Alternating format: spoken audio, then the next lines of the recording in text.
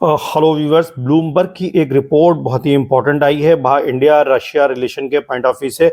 और ऐसी जानकारी आ रही है कि रशिया ने इंडिया को वार्निंग दी है। जो हमारा ऊर्जा और साथ ही साथ जो वेपन्स हम जो रशिया से परचेस करता है इंडिया, उन डील्स को जो है उसने सस्पेंड करने की बात की है। इसी तरीके से भारत और रशिया में कई इधर समझौते हुए हैं। अभी इंडिया में एक एरो एग्जीबिशन हुई थी 2023, उसमें एविएशन प्रोजेक्ट्स के ऊपर जिस तरीके के असिस्टेंस रशिया ने भारत को प्रोवाइड कराने की बात की थी, या साउथ कॉरिडोर जो जब बनना है उसमें जो रशिया के सपोर्ट की बात कही जा रही थी। कुडनकुलम परमाणु ऊर्जा संयंत्र की जो एनर्जी रिक्वायरमेंट्स है उसके रिगार्डिंग जो भारत और रशिया में एक अंडरस्टैंडिंग है, उन सभी डील्स पर इसका इम्पैक्ट आ सकता है। ये चेतावनी रशिया ने इंडिया को क्यों दी है, इस पर एक ब्लूमबर्ग ने जो है रिपोर्ट जारी की है।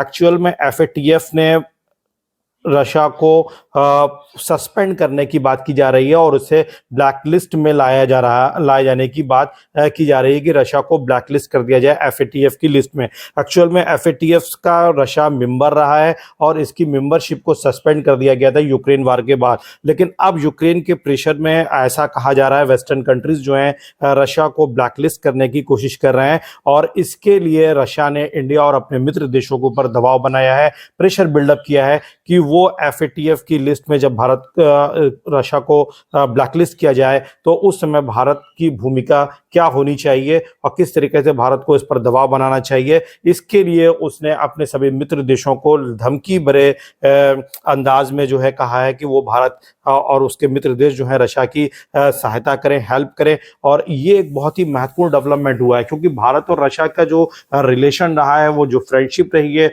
वो बहुत ही मजबूत रही है, हिस्टोरिक रही है। और जिस तरीके से रशिया ने भारत को टेक्नोलॉजिकल सपोर्ट किया है, हथियारों के को भारत को एक्सपोर्ट किया है, तो वो सारी चीजें बड़ी इंपॉर्टेंट रही हैं। और फिर अगर हम यूक्रेन वार के बाद भी देखें, जिस तरीके से वेस्टर्न कंट्रीज ने एक प्रेशर बनाया था कि भारत को जो है रशिया से दूरी बनानी चाहिए, लेकिन भारत ने रशिया के साथ वेस्टर्न जो सैंक्शंस लगे रशिया के ऊपर, उसके बावजूद सस्पेंडेड जो है उन्होंने एक डिस्काउंटेड रेट के ऊपर जो है ऑयल परचेस किया है। साथ ही साथ जैसे कि मैंने बताया कि S-400 भी जो है इस दौरान इसकी एक बैटरी भी भारत को मिली। लेकिन अब ऐसी जानकारी है कि एफएटीएफ के विषय पर, एफएटीएफ एक्चुअल में एक इंटर गवर्नमेंटल ऑर्गेनाइजेशन है और इसका जो मुख्यालय है वो फ्रांस के लियोन में है और इस लियोन में ही इसका मुख्यालय और यहाँ पर इसकी एक मीटिंग होने जा रही है।